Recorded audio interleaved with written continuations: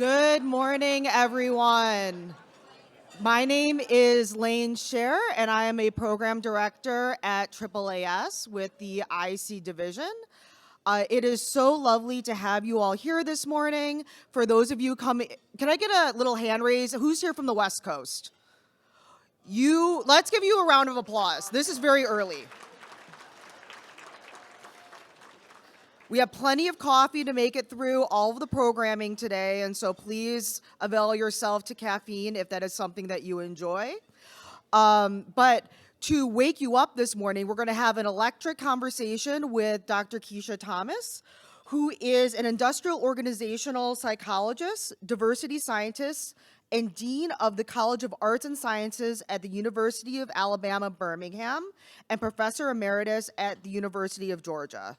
I can't say enough. I had the opportunity to work with Dr. Thomas on a national panel on anti-racism, diversity, equity, and inclusion, and she is a just spectacular resource in the topics that we're going to talk about today around mentoring, around weaving in the ways that positive mentorships, recognizing ethnocentrism, and building networks and being a connector can really be a boost to the work that you are already doing.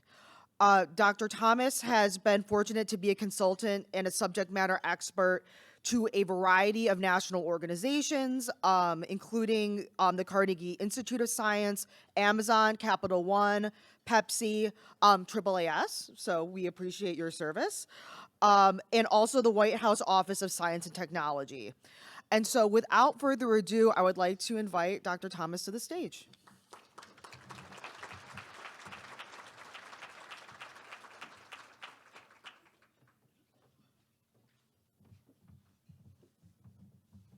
Good morning, everyone. Yeah, really, shout out to the West Coast group. Okay. The clicker lane? Oh, there it is. Perfect.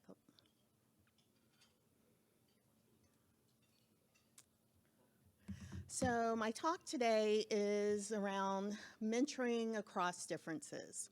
So I want to kind of set the stage and let you know that when I'm talking about mentoring relationships, my default, at least for much of this talk, will be around when mentors hold majority dominant group identities and their proteges hold marginalized identities by race or gender, sexuality, class, first-gen status.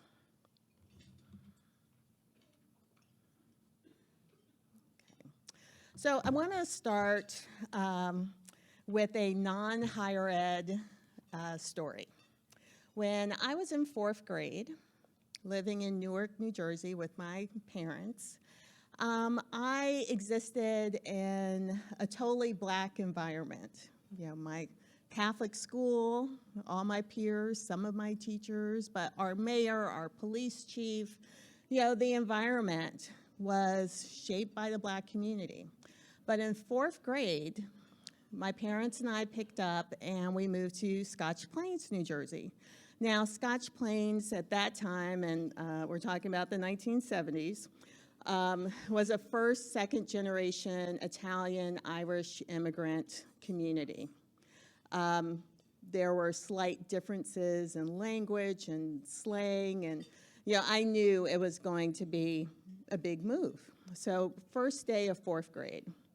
School secretary walks me down this super long highway, it felt like a highway, hallway, and I could hear, I didn't know it at the time, my homeroom teacher at the very end of the hall saying, "Oh, kids, we're getting a new student today. Oh, she's a girl. Yeah, boo, you know, because it's 4th grade. And we get closer and closer to that open door, and by the way, she's different." So my 4th grade mind was like, whoa, wait a minute, I'm different? I had never really thought of myself as different at that point. There was no reason to. Like, I knew these were going to be white students when I got to my new school, but in no way had I ever thought about myself as different. So I share that story not because I think you're going to say to one of your students, oh, you're different, but understand what students might be bringing with them when they step onto our campuses and what other messages they might be receiving.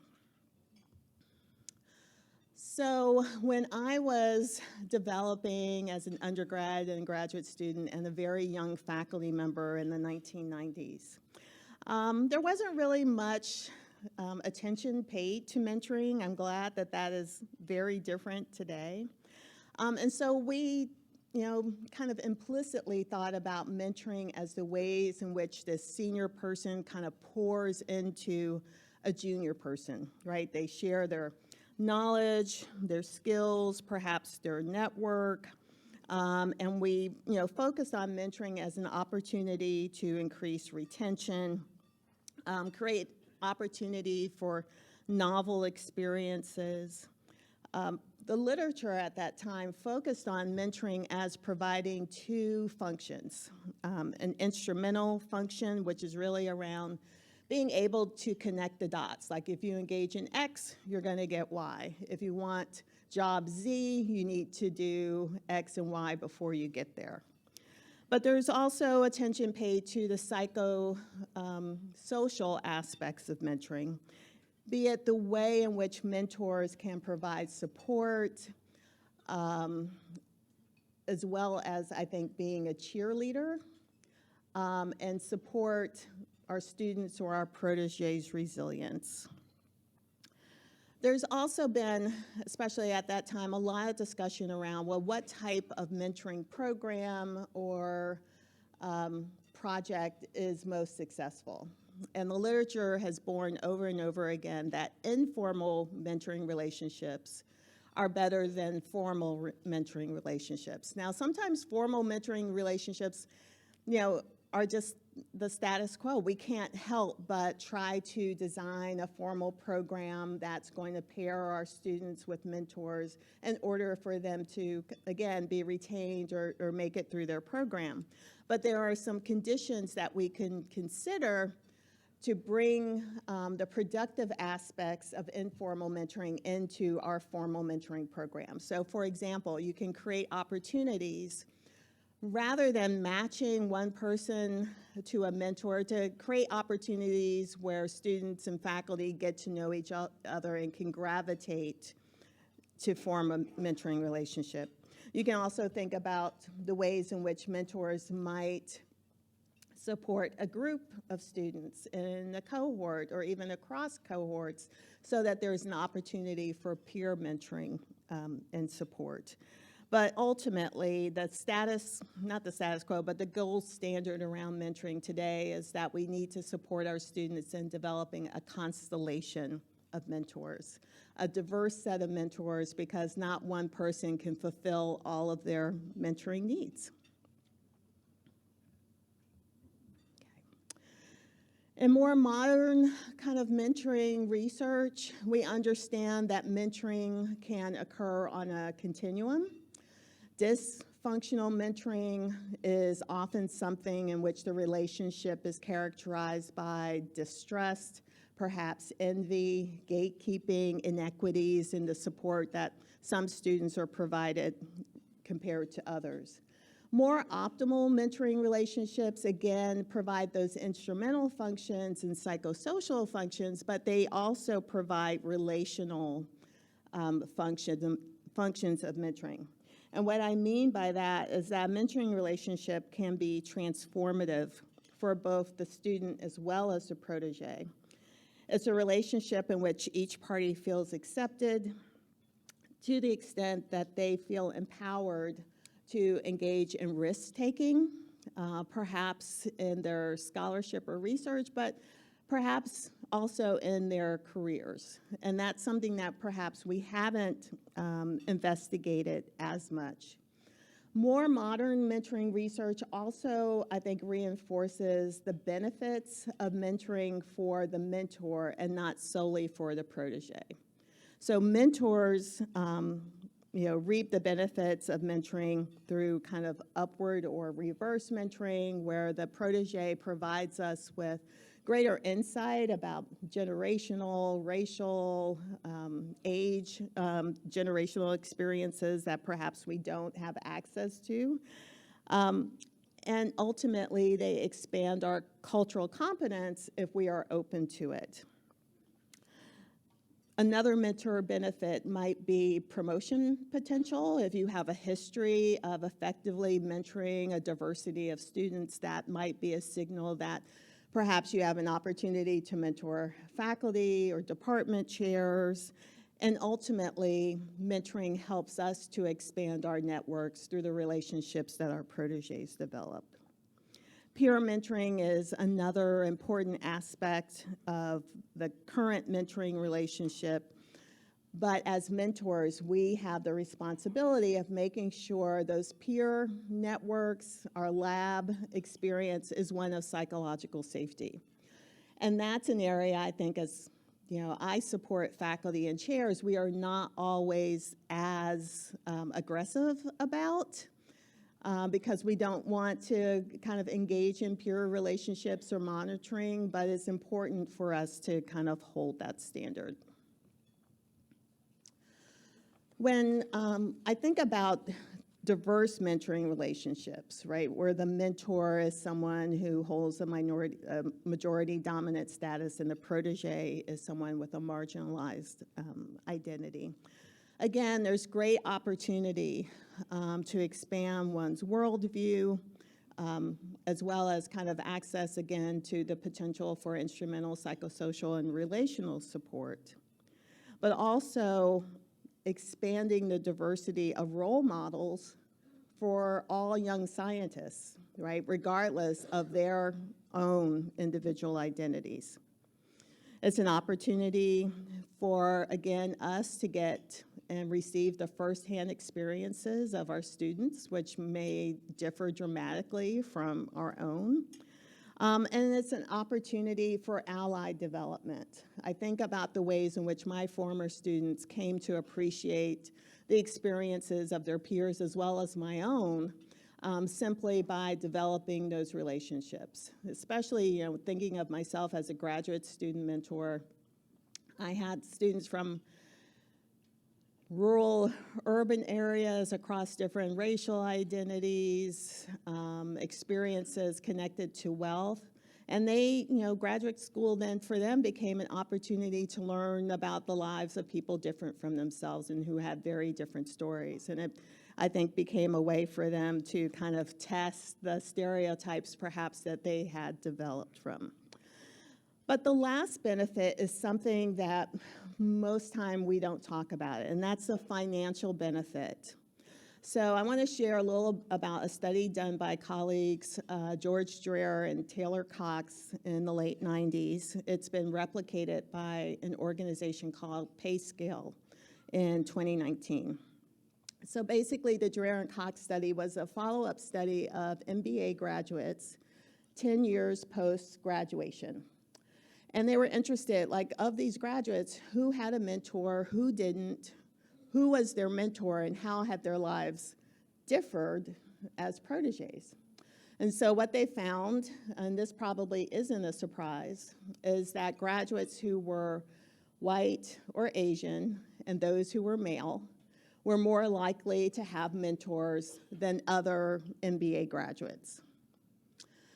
They also found, incidentally, that having a white male mentor provided a $17,000 benefit relative to having any other type of mentor. And in fact, financially, having a mentor who was a woman or a person of color was financially the same as not having a mentor at all. So there is a white male premium that comes with mentoring in that context. So we can spend a lot of time talking about the ways in which these data play out, the extent to which there is patriarchy and racism and capitalism embedded, in the workplace more generally. But I also think it elevates the importance of that notion of having a constellation of mentors. So although white men might come with this financial premium, we know that they do not rate as high as women or people of color even when it comes to providing that psychosocial support.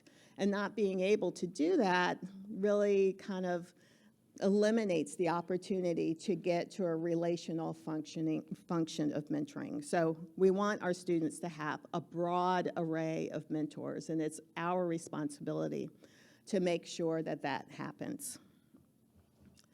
But there are some invisible barriers to developing diverse mentoring relationships. I think a lot of students and a lot of us as individuals just like to hang out with people who are similar to me, right? That's a construct in psychology, the similar to me effect.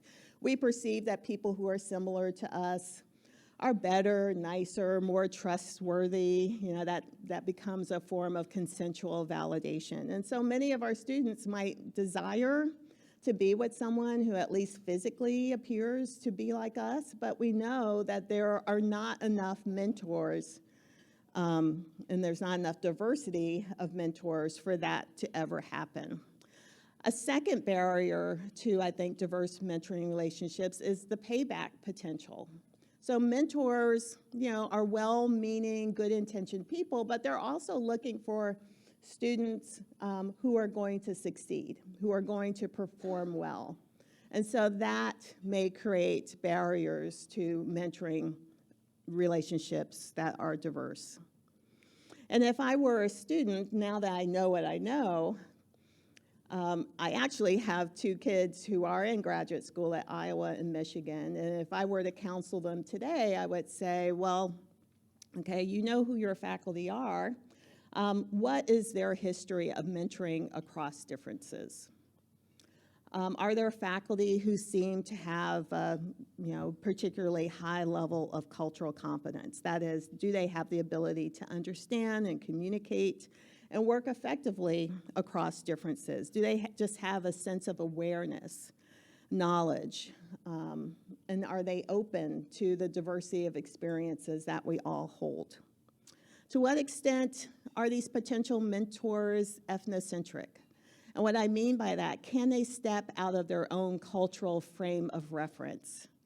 Are they kind of ethnically centered in a way that if you don't fall in line to their cultural experience, that you are devalued or rated less highly in some way? Can they step out of their own cultural frame of reference?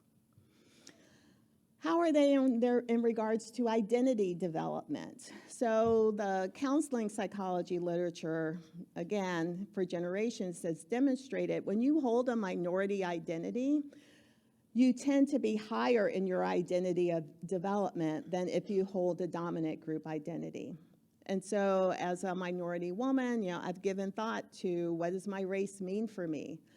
I think about to what extent when I'm going into a new situation, will people respond to me in a particular way because of my racial identity? If I were a white woman, chances are I've not had the motivation to engage in those kind of internal dialogues or even kind of have conversations with my peers about those issues. So it's not surprising then that we know that white mentors, for example, tend to be lower in identity development than their minority students. And when this occurs, it can create what's called a regressive relationship to the extent that the student now has these boundaries around what I can discuss with this faculty member because they may not accept my experience. And as they experience that over time, they become more and more disengaged when this relationship is not one in which I feel validated, in which I feel my experience are heard. And this is, of course, related to the issue of colorblindness. If you are a Gen Xer like myself, you probably grew up in an environment where you were told that we don't notice differences, which of course is fake news. Of course we notice differences. We always see, what someone's racial identity might be, what their gender might be. But we know that people who hold strongly onto a colorblind racial identity also engage in racial denial. And so there are studies that have demonstrated that faculty, for example, who self-evaluate as being high in colorblindness often disparage their students of color. And subsequently, they perceive those students as less interested in graduate school and less able to perform well in graduate school. So imagine the self-fulfilling prophecy of that. And so the last issue I want to bring up as a potential barrier to cross-racial mentoring relationships is this notion of mentor versus colonizer. Sometimes in our very good intentions to help our students succeed and be successful, we can create such a safe space that it inhibits their opportunity to explore and be risk takers. So for me, as a young faculty member in the 90s, someone who was doing workplace diversity research, that's how I branded myself. A lot of my new colleagues at the University of Georgia said, oh, yeah, that's pretty interesting, but that might be something you want to wait and do until after you get tenure. Or the American Psychological Association published a book, Surviving and Thriving in the Academy for Minority Psychologists, that said, well, yeah, you can wait until after you get tenure. You can develop dual lines of research, so one that is mainstream and then one that might be more aligned with your interests. Or you engage in the labor of constantly educating your peers around the value of your research, all of which involved additional labor that seems ultimately unfair. I also wonder about the extent to which those types of recommendations and practices inhibit our science, right? To what extent could we have had a cure to cancer had we not told someone, oh, I don't know if lasers are the best way to go in cancer research. I'm not that kind of scientist, so I'm not going to go along that path. But we have to be mindful in that, again, our good intentions could be limits for our students. And I think, individuals who hold tightly to color blindness, who are not developed in their own sense of identity, who are ethnocentric, often engage in well-meaning microaggressions that signal to our students that there is identity threat and this person isn't necessarily safe. So again, it minimizes the engagement that students might have with us in our work when we're trying to support them. And when I look across these microaggressions, I wonder about the extent to which students experience a sense of belonging in science when these occur in their labs and in their science classrooms. Again, the concern around the identity threat is that students may not entirely feel seen. They perceive color blindness and colorblind signals as a risk for bias and discrimination, and ultimately they don't perform as well in those environments.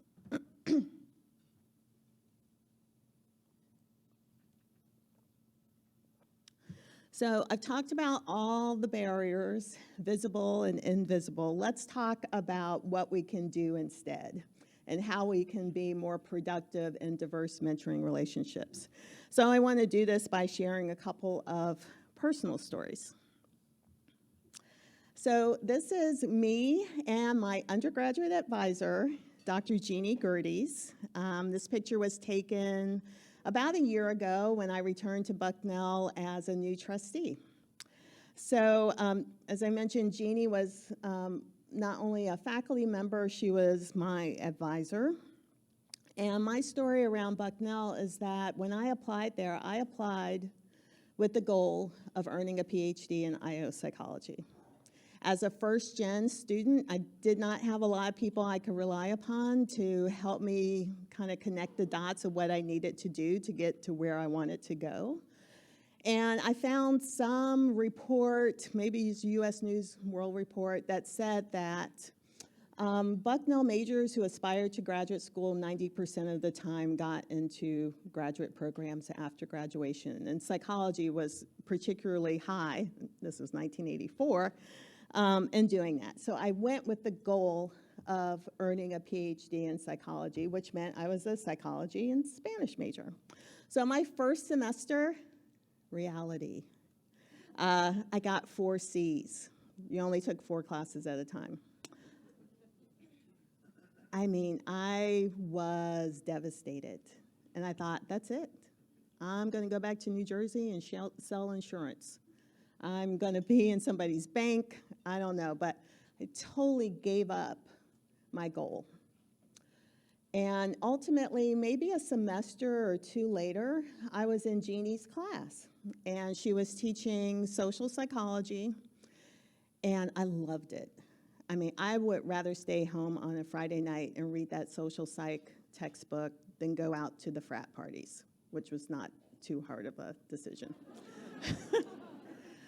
So we got to write a research paper and propose hypotheses. And I said, I am going all in on this. I am just going to stretch every boundary, and I'm just going for it. So I submitted my paper, and then, of course, you wait. So one day, I'm in the University Union, and I'm walking through, and I see Jeannie out of the corner of my eye. And I'm like, uh-oh. So it's after lunch. I don't want to talk to her. So I'm hanging back with the hopes of she will leave the building, walk up the hill before I do.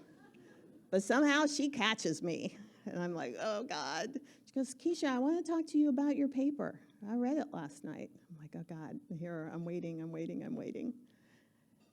It was really good, and I hope you're going to consider going to graduate school. And I was like a sophomore. Totally changed my trajectory and put me back on track. And so the lessons I got from that is that she sought me out, right? She didn't allow me to just blend in, and she talked about options of development. My last story is about the 4 faculty I had in the IO Psych PhD program at Penn State, where I was from 88 to 93. So, as you can tell, these are 4 white guys, and they were incredible. They are very much, I think, indicative of what industrial psychology looked like at that time. It was 0.5% of the field was non-white. But as I look back now on what my experience was like, they did a number of things. One, they resisted making me into a pet, right? They weren't kind of only elevating me to talk about, like, hey, look what we got. And sometimes that happens. Second, they were proactive in derailing stereotypes. So it wasn't unusual for John Matthew, who was my major professor, to kind of call out students and what they did well in front of other students. And that is truly important, because when we talk to minority students especially about their experience, they complain about their peers and the lack of a culture around collegiality and development. Third, they practiced cultural humility. You know, it wasn't uncommon for Jim or Frank especially to say, like, you know, we're not women, and we know that some of you are in long-term relationships and thinking about getting married, and how do you navigate that? But we know women who can help you in thinking about all of these things. This was the early 90s. And they said the same thing about race. We can't imagine what it's like to be black in Happy Valley. It wasn't always happy. But they saw themselves as advocates for the minority students in the program. And the last thing they did was they expanded and diversified my networks. So at a meeting like this, and Frank was the president of our professional organization, he wrote the book about workplace psychology, literally take me by the hand and introduce me to all the people he felt I should know. And when I decided to do workplace diversity recruitment research for my dissertation, John said, "That sounds great. I don't know anything about it, but let me introduce you to faculty in sociology and public admin and business who I think could really add value to your dissertation proposal." So rather than my own generation of students looking like this, which is very much what IO psychology looked like at the time, my former students look like this. And I'm really proud of these students and what they taught me. 2 of them were retired chief counsels for large organizations. Some dealt with chronic illness. One of them was pregnant twice the same time I was and had 2 more kids, so she taught me about resilience and getting your needs met. And they are having exceptional careers. But I don't think they would be the group and community they are if I had not had the experiences I had. Thank you so much.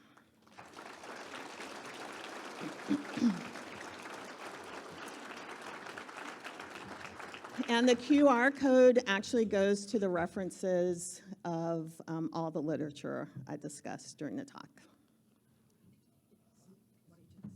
Take a seat.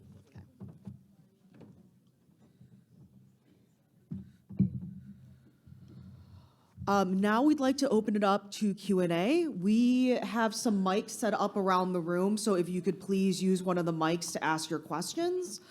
We also can take questions on the guidebook app in the discussion section, and so I can monitor that. And so if you have a question and don't feel like getting up to one of the microphones, we can take those that way. And it looks like who's going to be our first person at a microphone? Let's see. And Lane, the slides are being held? Yes, we will, this recording of this talk and all the slides will be made available to the group after we get everything settled. So I might take the moderator's prerogative and ask a question. We've had a chance to work together, and so we know each other quite well. But thinking about the students that are here and the interactions that they might be having over the course of this meeting, are there any really concrete suggestions? I think there are a couple of them that can come through your stories, but anything concrete that you might advise the PIs to do while they're here with their scholars? I think, one of the things I learned from Frank Landy, who was one of the faculty at Penn State, was not to go into a meeting without a goal. Many of the senior students had a list of questions and goals that they were seeking to accomplish during that meeting. So it would be, meet 5 people who are doing research in your area, follow up with people that you met the prior year. I mean, oftentimes people kept notebooks around their conference experience, go to a session in an area that, you haven't had interest in until this point. So working with students before the meeting, or maybe very early in the meeting, to set some goals and not just kind of float around from place to place, I think is something that might be helpful. And then again, for us as mentors, to introduce them to potential graduate program officers and other colleagues in our kind of sub-disciplines. Thank you. All right, we're going to start with the first question, the mic on the far side of the room. If you'd like to state your question, please. Yes. Could you talk a little more about those informal mentoring relationships, perhaps some examples that you think are powerful that would be useful for all of us? Thank you. Great, thank you. So as I mentioned, the literature demonstrates that informal relationships are preferred to formal relationships where individuals are matched together. So if you think about creating spaces and opportunities for proteges and mentors to come together and be able to kind of self-match. That's the ideal. Or to give students perhaps a timeline by which they should develop a mentoring relationship with some guidance of what does a good mentor look like, and help them, I think, assess personally, what do I need in a mentor? Because there might be some things unrelated to the science that they're engaging in that they also need. So maybe they need to have the counsel of someone else who's first gen, but that might not be something that they kind of share outward in their program community. So I think creating informal opportunities for students to get together with faculty through brown bags or other events, and setting an expectation that you should have multiple mentors, and what do you need in those mentors. That's great. We'll take the next question here. Hi, I'm Olivia Carducci from East Stroudsburg University. At my institution, there's a big push for signs and buttons and shirts and things that say first gen or safe space or all of that. What do you think about that? Is that actually helpful?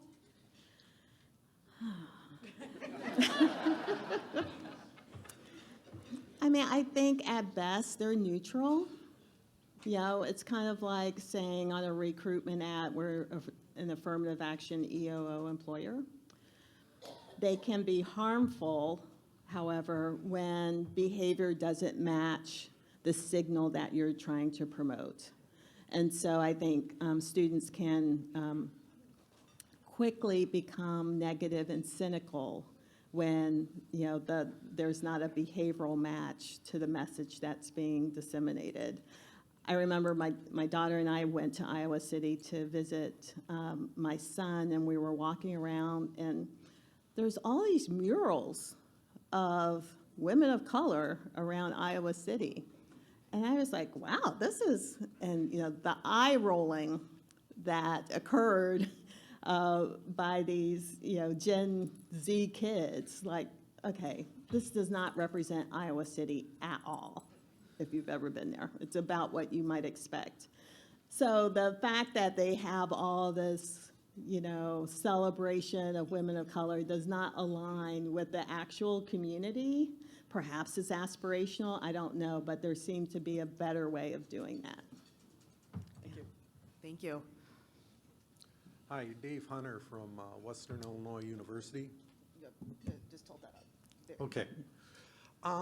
You mentioned that you asked your kids to measure some criteria of potential mentors.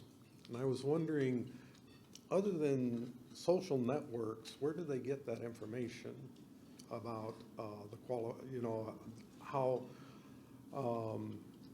diversity, how much diversity expertise a particular professor or mentor would have? Right, it's all, you know, inference.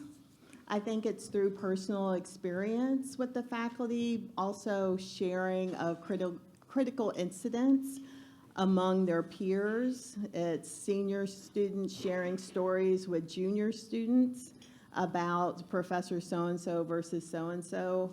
You know, and you know, the social sciences, there are, I think, a lot of critique of faculty who are doing work in this space but who don't live it out in their own lives.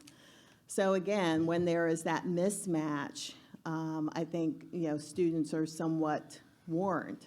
You know, I've had many undergrads go into graduate programs, and they'll be recruited at certain schools that might be big name schools with great faculty, offer great packages, and I'll say to a minority student in particular, I'm glad to hear that there are minority students there, but let me please go back and ask them how many students have actually graduated and how long did it take. Those are two criteria that, you know, a 21-year-old might not think about. They're thinking about, I got in, I got money. But, you know, if the only students who graduate take 10 years, that tells you something about the culture and the mentoring in that program. Thank you. We'll go back to the far side of the room. Good morning. Thank you. I really enjoyed your talk. I am, as part of my grant associated with this conference, connecting students with mentors, but our students go directly into the line of work from our program, and so we're looking for industry mentors, and they look a lot like your graduate student or school advisors. And so we ask for both an informal mentoring session and gather a lot of people, but we also have a formal mentoring where we are doing the pairing. So in interest of not causing harm, is there some training that we can give our students and some language that around how to identify when they are creating those boundaries and it is a limited mentor-mentee relationship for them, and how to identify when that's happening so that we can help them exit that relationship? Yes, perfect. Thanks so much for that question, because I totally skipped over that part of a slide. So when we do set up formal mentoring relationships, we need to make sure that we set expectations of both the mentor as well as the protege, and we need to provide them with training, which again is something we don't normally do. And we need to set a timeline for reevaluating the relationship so that both parties know that either, at this point we decide we got what we desired out of the relationship and we move forward to other relationships, or we're going to continue to invest in this relationship. So within the context that you've discussed,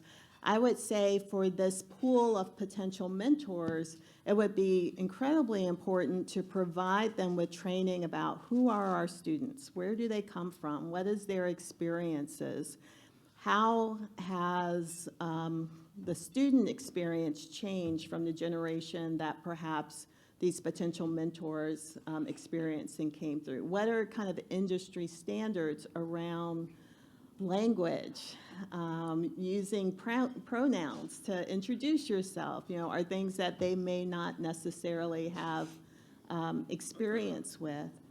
And then I think subsequently it's not only important to, do the selection, do the training, and have kind of the out clause, but where are the feedback loops where both parties get to share with organizers things that are going well and things perhaps that are not going well, and where the mentors might need support. And I think in that way, the organizers also can become coaches for both the mentor and the protege in creating a productive relationship. That's great. We'll go to the sort of middle mic here. It's all good. Hi, thank you so much for your presentation. I'm a community college instructor, so I don't know exactly what it's like in all other higher or other educational spaces, but I do know at my college it feels like people are walking around with their finger on their nose like I'm not it when being asked to do something extra. And so I actually wrote down on my notes, wouldn't it be great if we could require cultural competence in our faculty mentors? It's hard to recruit mentors for our students, and our students have a hard time in our curriculum. And it's hard. We do require a mentor training for all of our faculty mentors. However, it doesn't feel like we've really fleshed out that cultural competency piece, and especially contextualized in an academic environment. So I just wondered, it's hard to get faculty to do anything extra. And those of them who are volunteering to mentor, how do we promote this idea of an exchange instead of a delivery? And how do we do that recognizing that nobody has any time for anything? Right. And within this current climate, I certainly would not frame anything as cultural competence. I mean, I live in a state that has a new divisive concepts bill, and I know that that would be flagged by council of the institution.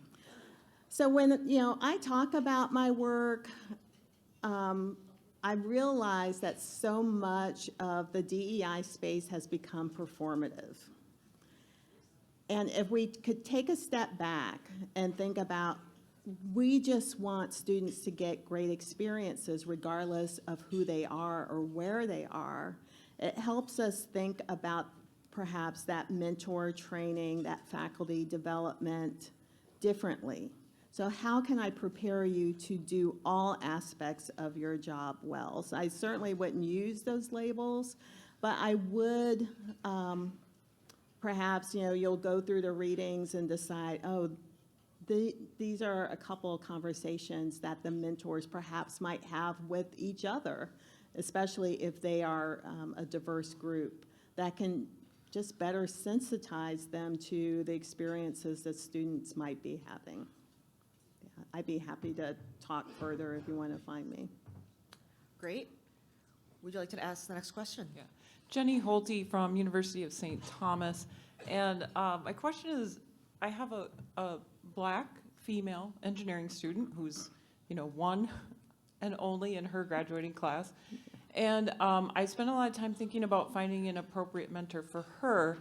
But I also know in my conversations with her, a lot of the microaggressions she's experiencing are coming from her white male counterparts.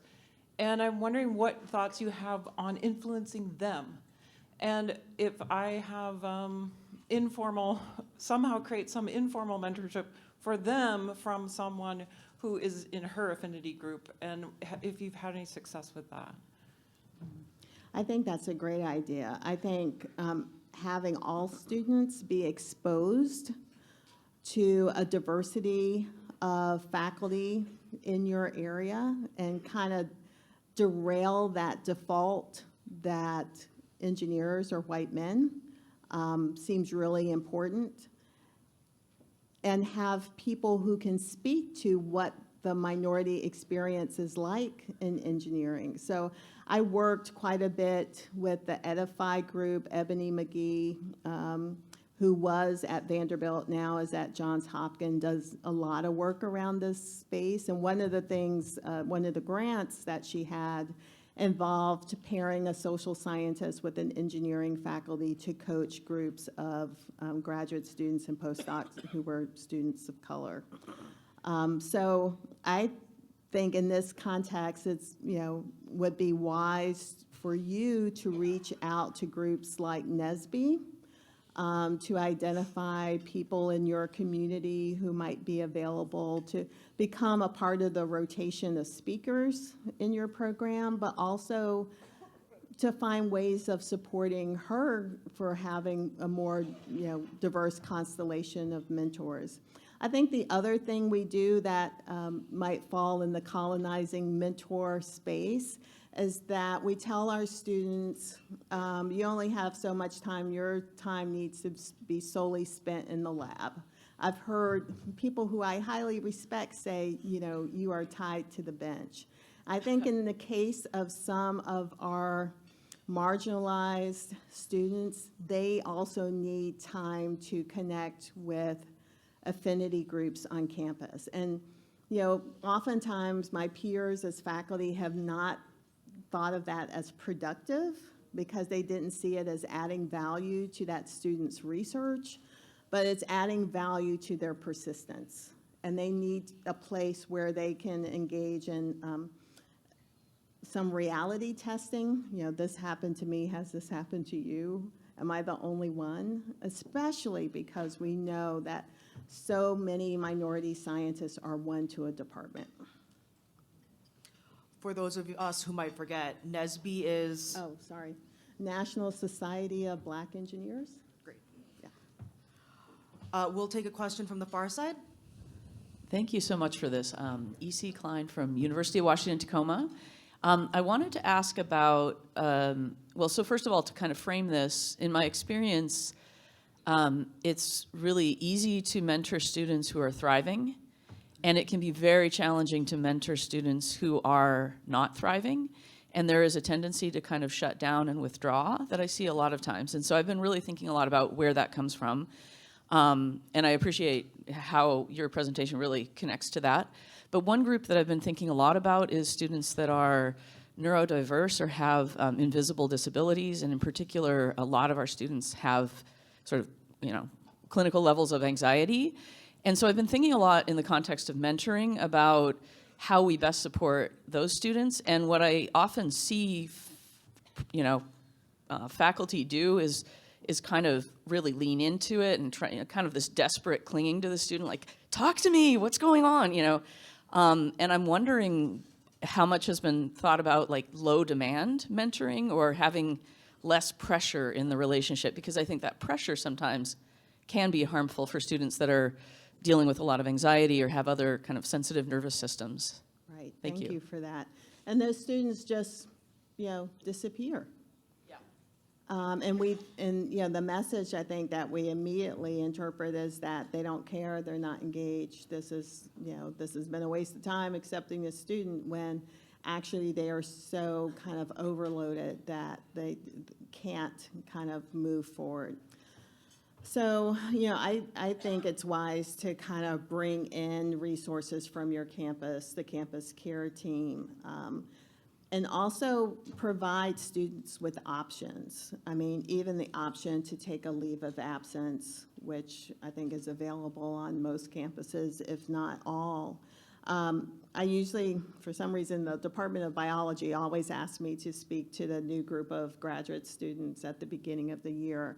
And this year I shifted my message a little bit to say, I want to encourage you to all develop a relationship with a mental health provider, a therapist, a social work, a counselor. Think of it as a vaccine. It's not going to keep bad things from occurring, and you're going to get COVID, but maybe it won't be so bad if you have that relationship established. You'll have someone to go to, and you won't be like fighting to get an appointment when you already have a relationship established. Most of, myself included, do not have the knowledge, skills, and abilities to deal with someone or to help someone who is facing a mental health crisis or has kind of invisible disabilities. I think the challenge with invisible disabilities is students might seek an accommodation, but for peers, it may look like favoritism or that someone's getting more than they deserve. So I think at orientation, at the beginning of every year, we have to level set and say that people will go through this program in a variety of ways. And as we talk about the importance of diversity in STEM, we have to be inclusive of issues such as neurodiversity and mental health as well. That's really wonderful, such an important point.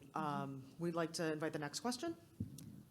Hi, thank you. My name is Andrea. I'm at Southern Illinois University in Edwardsville, and I really appreciate how you frame around mentors who are majority holding identity mentors, working with minority mentees. I'm in the opposite situation, so I was wondering if you can speak some advice to people who are in that situation. I'm Latina, I'm a woman, I'm an immigrant working at a primarily white institution. Yes. So how do we do well with our mentees who may have never met someone like us? Yes, and thank you again, because this is something I was hoping we could talk about. So I think as people of color, women of color especially, in the science community at predominantly white institutions, we are overloaded with student proteges. I think at one point I had 8 students I was supervising when the guy next to me had 2, and those 2 were coming to my lab meetings. So, we want to support those students and we want to see them graduate and do well, but we have to be understanding of our own boundaries. And depending upon the position that you're in, and I know a lot of assistant professors would not want to do this, we have to develop a community conversation around mentoring and equal access to students or supporting students, and to develop some norms and criteria around like who gets to have a student and who doesn't, especially if you're doing harm. And that seems to be, I think, a responsibility of a department level conversation facilitated by a head or a chair. But I think in your day-to-day experience, it's important to connect with your peers who might be in a similar space. I think one of the best things I did when I was at Georgia is that the other, and they were actually all Black women, who were psychologists on campus and we were in 2 different colleges, we would get all of our students together regardless of their identity. So again, that created an opportunity for greater peer support, but also to connect with mentors who were in different areas of psychology, who perhaps had different experiences. And it just created more of a community rather than kind of this transactional one-to-one relationship. So you especially also need support, and you need to have a community in doing this work. And like many of us have learned this week, you need to prioritize kind of your own rest and recovery, because mentoring involves a lot of emotional labor, and not feel a sense of sole responsibility for these students' success. It's really a partnership and a community role for the entire program or department. Great. Would you like to ask your next question? Hello, I'm Laura Rodriguez from Eastern Connecticut State University, and I'm in STEM education, so I'm a little bit different than most folks here. In our program, we have found peer mentoring to be one of our strongest assets, and I was wondering if you could speak a little bit more about how you see the role of peer mentors in mentoring undergraduate students, and how they could maybe act as a buffer to faculty mentoring that maybe is not so culturally competent. Yeah, thank you for that. I have seen and practiced peer mentoring in different ways. So when I had a lab back in the day, a senior graduate student would serve kind of as the lab director for the other graduate students in the undergrad. And that person and I connected on a more frequent basis than the weekly lab meetings as a part of their support, but also teaching them how to support others. I think, in our lab environments and research environments, it's important to empower students to teach one another.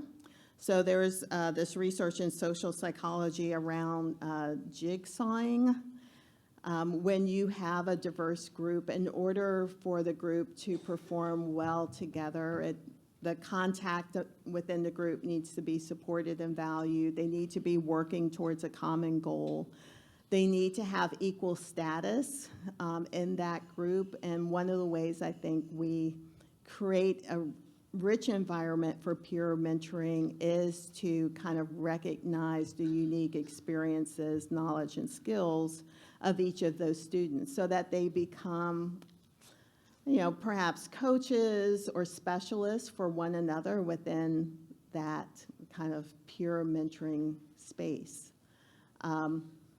I am more hesitant to do like matching of peers because I think it's really somewhat difficult to monitor without, a strong structure in place. But, creating, small groups of students to engage in kind of peer mentoring together is something that I think can be fruitful because you have multiple eyes on the relationships. If it's one-on-one, I think students are so pressured to not rock the boat or say what needs aren't being met that the relationship could truly become dysfunctional. But if we're talking about a group of 5, somebody's going to speak up. And I think that's really important for you as kind of the faculty leader. Thank you. Mm-hmm. If I could just follow up with that. I think our model is quite different because the peer mentors are not part of a lab. They are part of our group, and the scholars actually go and meet with. We've had 2 different peer mentors that they meet, and it's really about navigating college, and many of our students are first gen. So it's a different kind of support, and it goes a little bit the faculty person who talked about neurodiversity. We have found actually a lot of their conversations are around that, are around mental health, anxiety issues. Mm-hmm. So the support is actually not so much academic as it is the social around them. Mm-hmm. Yeah. Great. That sounds like a great opportunity for those students, especially if they're in a space where they are marginalized. I'll recommend, just to plug a resource, the Steve Fund, STEVE, has a framework around mental health and students of color. So that might be a resource for people who are looking for that intersection to get some more resources. But they're a really great group around that subject. We'll go to the question on the far side. Hi, it's great to be here, and I really enjoyed your talk. My name is Georgetta Zhecheva. I'm from San Jose State University. My question is around, you mentioned just diversity statements that sometimes companies or universities put out, and that continues to create situations where, women and people of color are faced with statements like, oh yeah, there's a quota, right? That's why you're in this academic institution or this job. And these messages, year after year, just keep popping up. And I'm wondering, what is your advice for how to counteract these kind of messages that students are hearing from other students, and sometimes even from their parents, but they're actually completely untrue? So, I had actually a former coworker from the tech sector who was telling me, my daughter is interested in San Jose State. There's a shortage of women engineers. You have a quota, right? And I was just shocked. There's no quota of any kind. So this continues to frustrate me.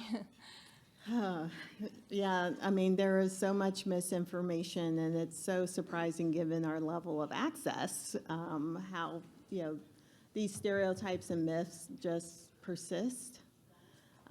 Quotas are illegal, and they may be a remedy for a state or institution that is under consent decree because it has engaged in a history of egregious forms of discrimination, but otherwise they don't exist.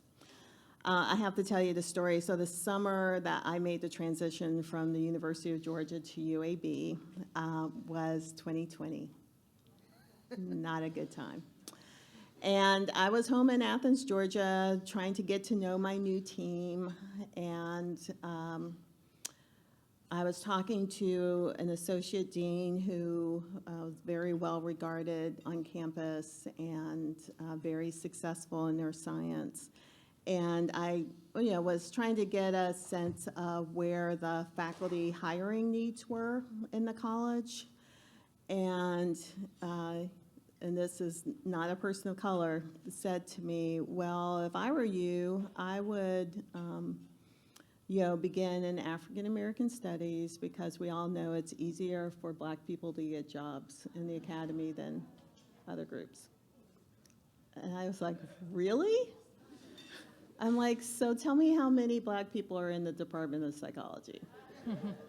How about physics, chemistry, history? None.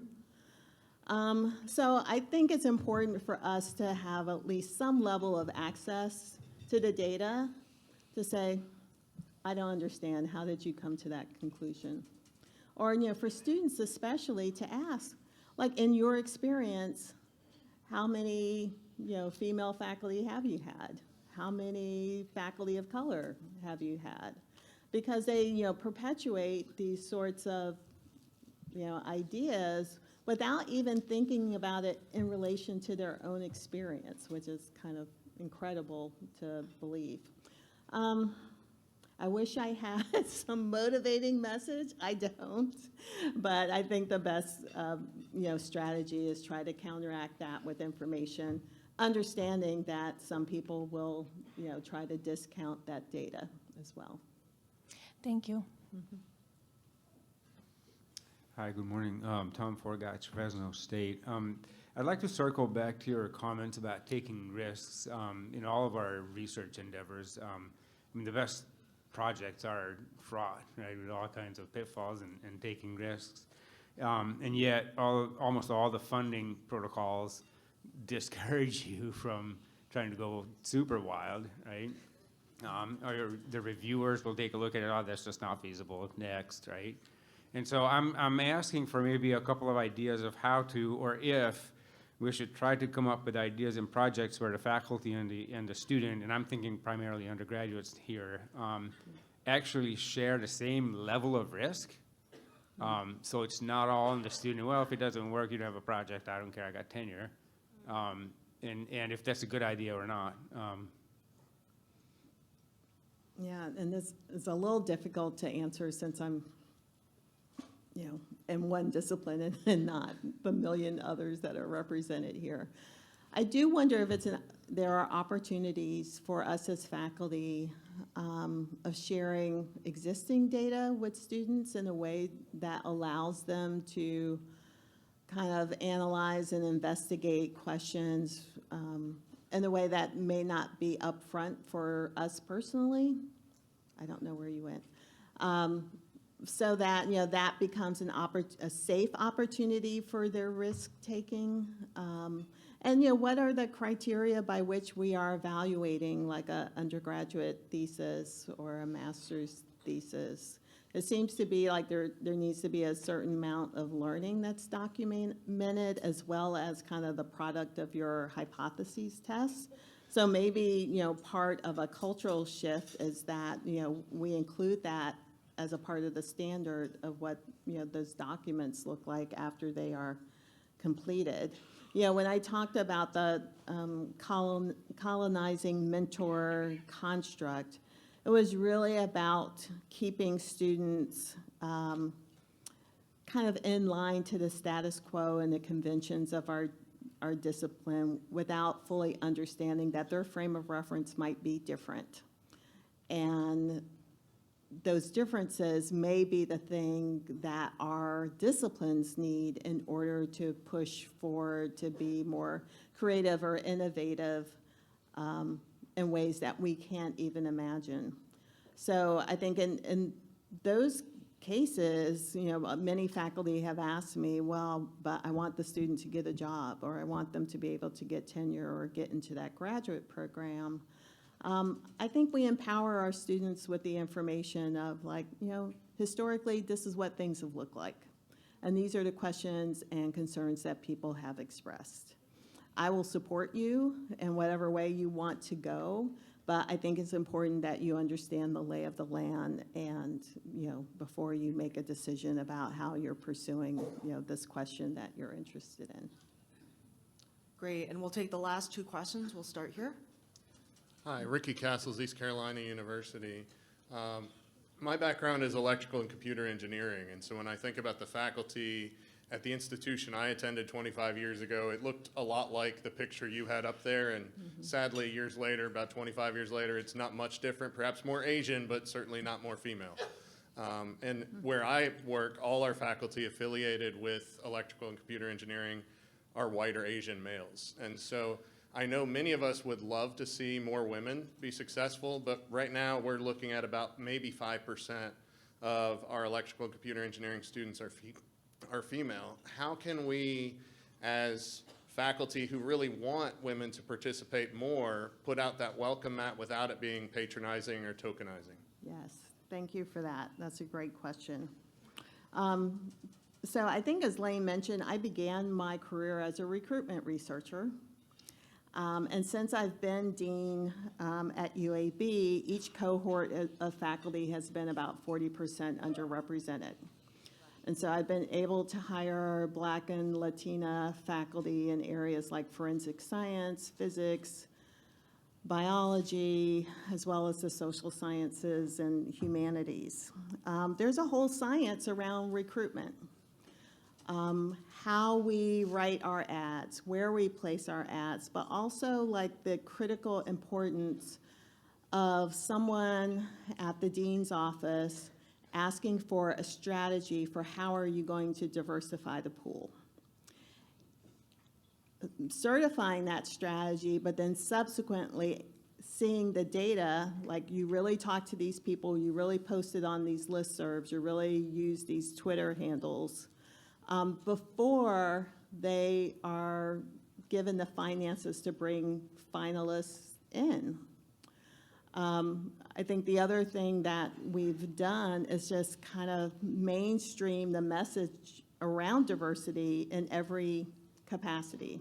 So when I first got to UAB, I remember the president went around the Zoom of deans and said, again, summer 2020, how are you going to support diversity in your unit. And each one said, oh, I'm starting a new office of DEI, I'm hiring an associate dean for diversity. And I said, I'm responsible.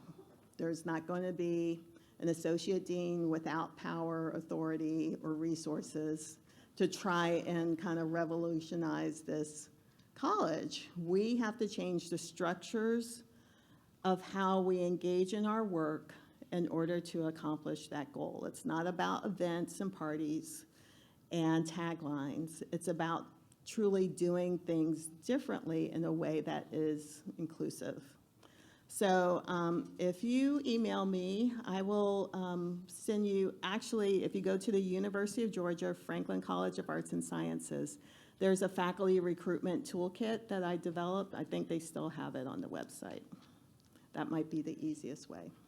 Great. And our last question. Hi.